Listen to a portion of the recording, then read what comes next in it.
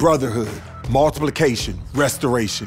We are Sin Network. We're a family, planting churches together. Join us as we hear from leaders of this movement from across North America and discover what it really takes to plant churches everywhere for everyone. Today, we're talking with Ed Kang, lead pastor of Gracepoint Church in Berkeley, California, about church planting and leadership development among university students. All right, I'm here with Pastor Ed Kang. Is that what they call you here? What do they call you? Pastor Ed. Pastor Ed. Yeah, it's like my name, Pastor Ed. Pastor Ed is one word. You have been inspiring to so many people, for so long, and just really wanted to get an opportunity to hear your story. I mean, about planting Acts 2 churches across North America. Just share a little bit about who you are, your church, what you're doing here at Gracepoint. Just share a little bit about that and kind of how you kind of got to the point of an Acts 2 church. Okay, so, oh man, I don't know how far to go back. I probably shouldn't go back to 81, but real quick, we started in Berkeley, at UC Berkeley, started out as an ethnic church. There are all these, Korean students coming in. It was probably a couple hundred. And it started out with a gathering of Korean American students, so it was a real ethnic thing. And then around 93, we started to, I attended a conference at Saddleback and heard the word seeker for the first time. And that really excited me. That made a lot of sense. Yeah. So we should reach the whole campus. And so over time, we became open to evangelism, and then the nations. Like, if you're going to evangelize every lost person. You're not going to just be a little ethnic enclave. Yeah. And so that was sort of our journey through the 90s. And then, we were just sort of like, hey, let's just put our heads down and lay low and just disciple the people God brings to us at Berkeley. But our whole sort of discipleship focus, you just end up reading scripture, right? Yeah. and we just came to just a plain reading of scripture makes you really radical. Yeah. And you just read the scripture plainly, and it's like we just can't stay here and really enjoy what felt to us like an Acts 2 church, because the college gives you the template for like an Acts 2 life without really even trying that hard. Because everybody lives within a couple of blocks and you're meeting together daily. It's not like in the temple courts, but you're meeting daily, you're breaking bread. And so just experiencing a church that overlapped with the college template enabled us, we discovered that we're actually living out Acts 2. Yeah. And then we said, but we're supposed to be more than just one church. We're supposed to take this and share the gospel. Yeah, and before you go there, because that's just to bring some context. So you started off here doing a college ministry on Berkeley's campus, to Berkeley, and then and then you started reaching, just like going to reaching the nations here, and trying to do that,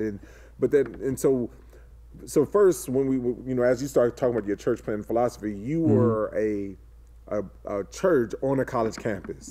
Talk about being a church on a college campus, because a lot of times that wasn't a popular thing. Yeah, and I don't know if we even realized we were strange, but it just was what we ended up experiencing. And we looked at the parachurch movement, and there was something really healthy about that. There's discipleship, they're gathering together, but they kept insisting they weren't a church. Yeah. We didn't have that tension. We were a church, we're a local church, but we're a local church called to reach the campus. And then when we started to get some self-awareness, we decided to adopt a vision statement. In the beginning, we thought, okay, that's a cool thing to have on your website, so let's just slap something on there. And when we were doing our brainstorming, somebody just said from the back, an Acts 2 church in every college town. And I still remember that moment. Like, nobody can say anything for the next 30 seconds. Everybody was just like, and I had a lump in my throat. And I said, no, that's who we are. And so, and for me, so right now we have 17 campuses where we have churches. And is that all across North America? Yeah. So from Seattle down to San Diego, we're in all of the UCs except UC Merced, and we're looking at Merced right now. And then East Coast, we have from Rutgers in New Jersey, Virginia, Maryland, and North Carolina.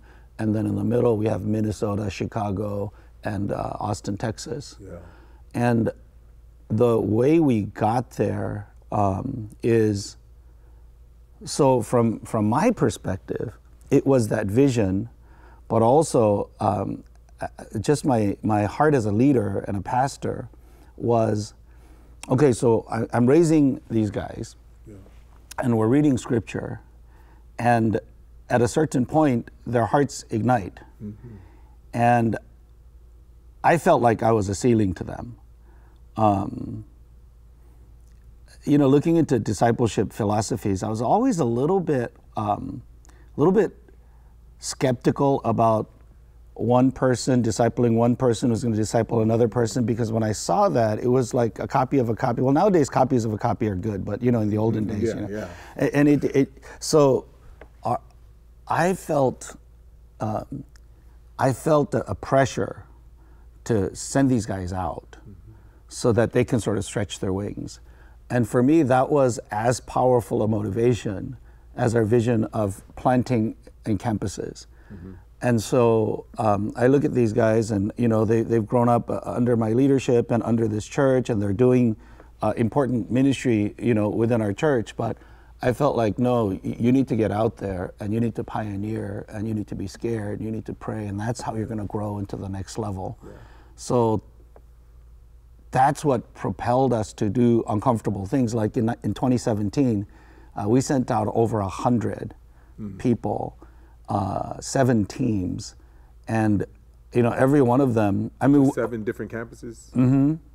And we're still reeling from that. Yeah. I mean, people say like, well, you send out your best, and everybody rises, and it's even better. And I know that's a lot of people's experience, but there's another experience, which is it's hard. Relationships get disrupted, and It was. I mean, it's been the same way for us at our church. We haven't been able to send that the amount that you have, but we have sent out people, and to some, in our church, planting churches is a cuss word, it's to some of our people, because it's like you keep sending people. We get close to them, and you send them, and you get close, and you send them. And it's just so. And so we had to promise our church. We said, hey, for a year, we're going to take a sabbatical. We're not going to plant any church in 2019.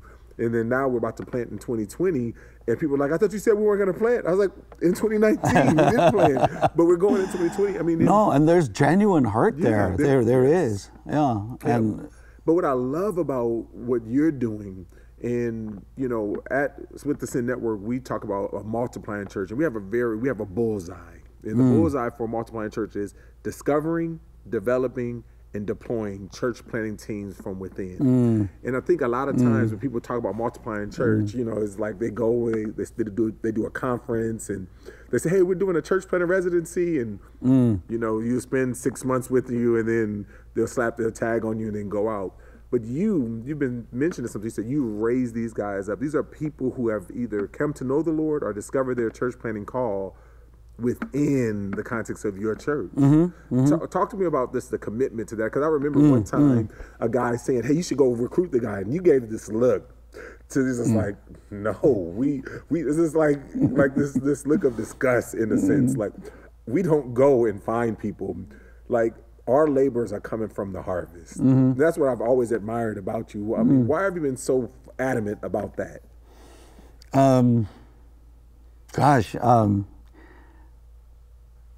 Well, for me, it's not that I'm adamant about that or against anything else. It's just all we've known. And I think it's just an accident of our particular history, because we're a collegiate-focused ministry.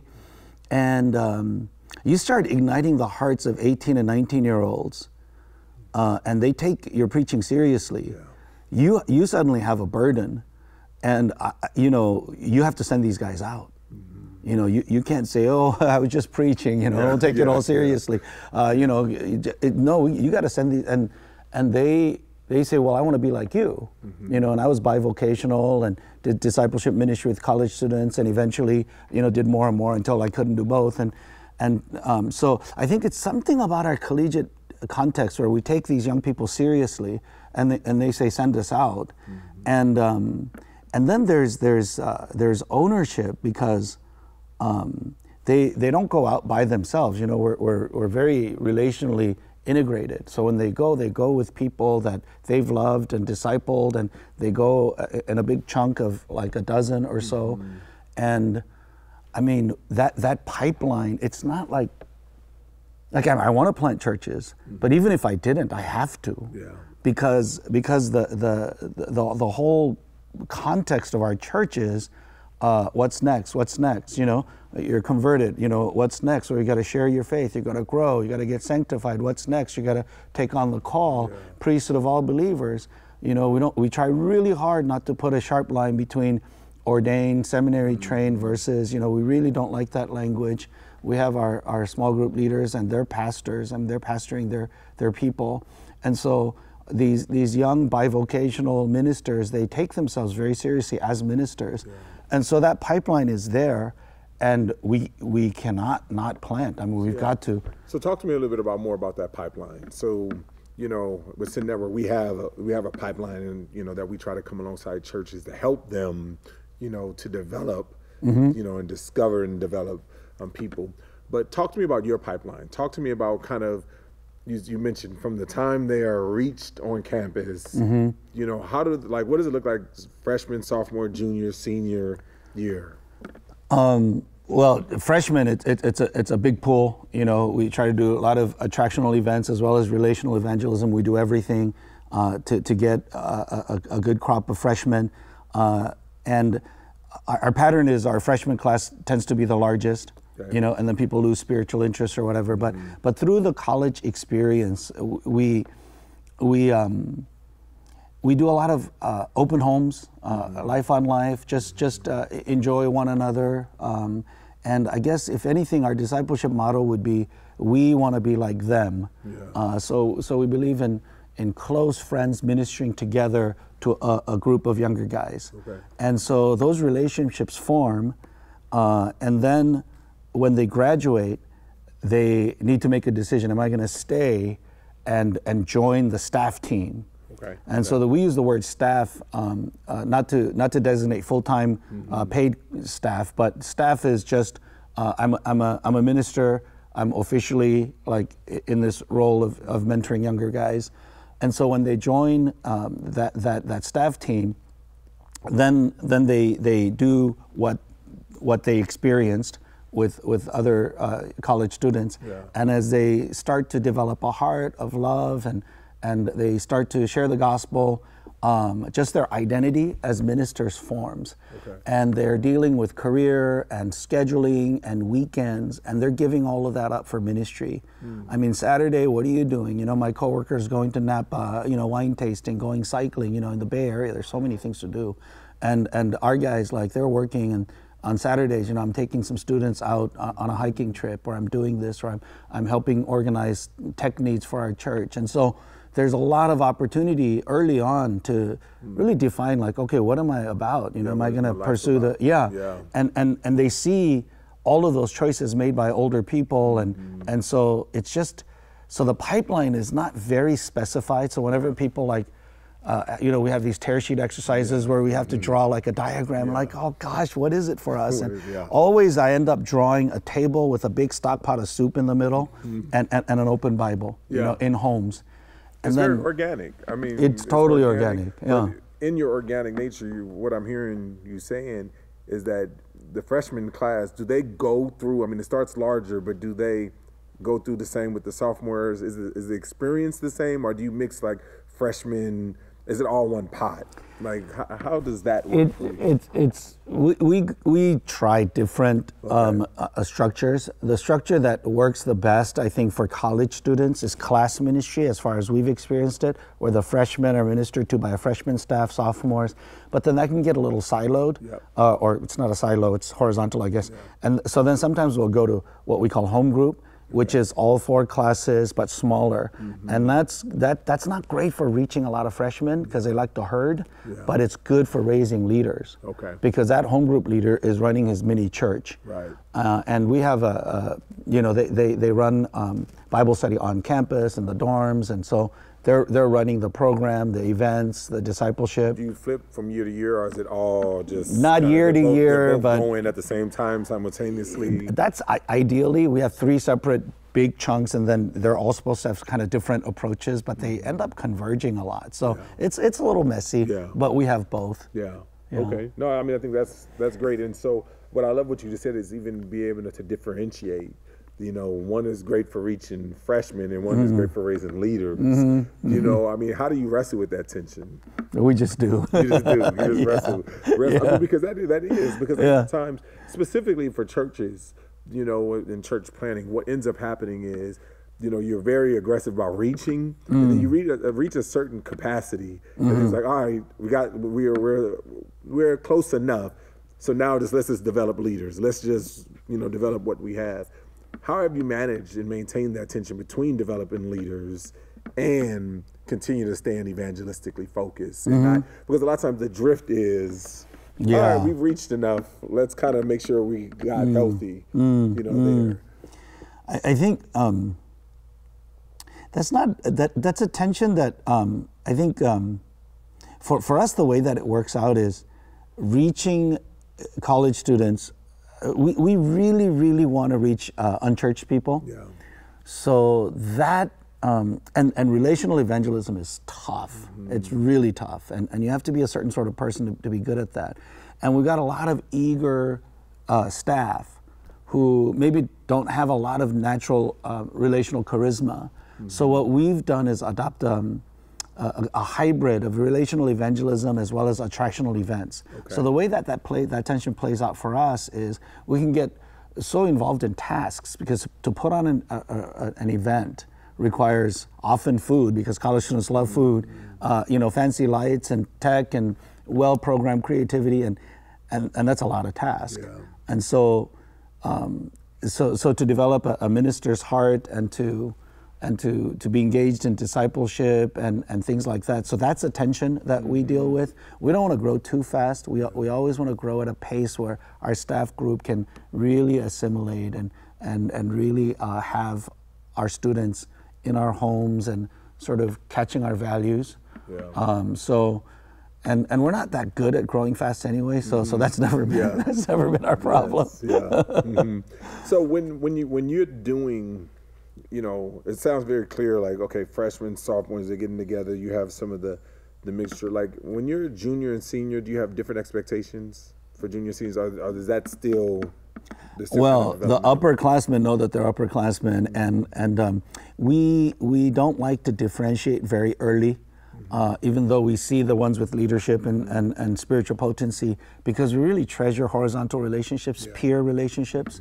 And so when you differentiate too early, then it encourages the ones with leadership and spirituality, and then the others get kind of a little discouraged, and they sort of adopt the role as second class. So we like to so we don't have titles very much for our students. Okay. We've resisted that, but then the upperclassmen kind of know, hey, it was those upperclassmen who opened their homes and, you know, fed us ramen and, you know, corn dogs late at night, and I want to do the same. And so we have a tradition of juniors and seniors really pouring into freshmen on campus.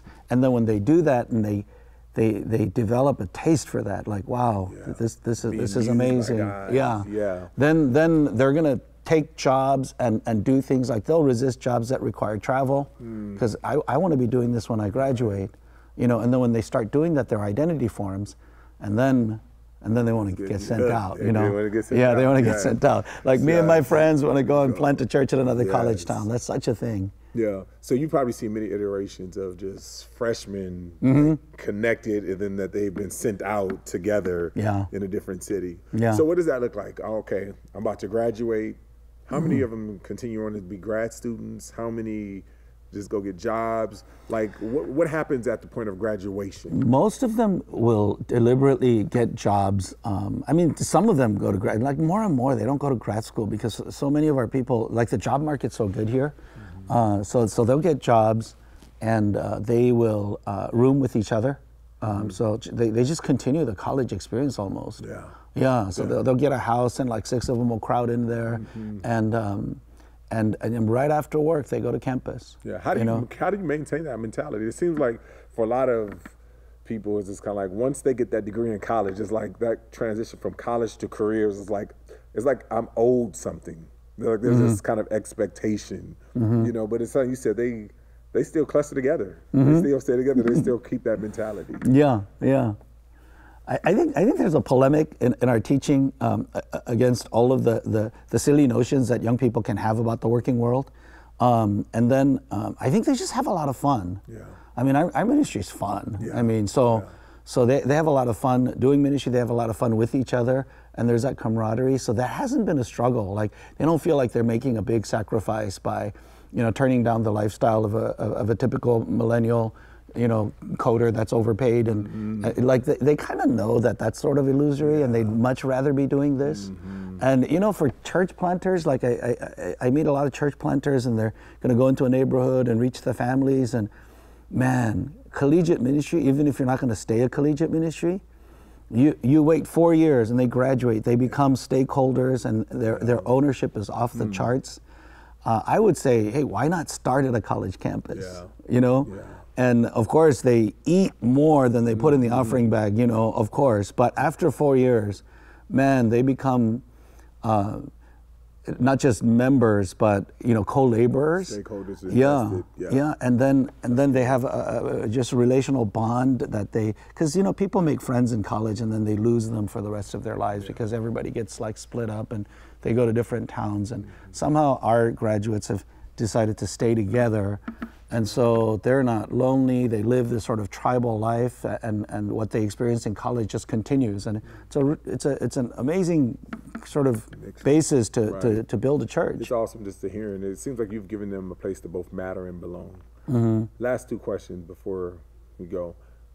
What would you tell someone who's starting? What would you tell yourself 20 years ago, and what would you want to hope to tell yourself 20 years from now? Oh man, 20 years ago, what was that, mid-30s?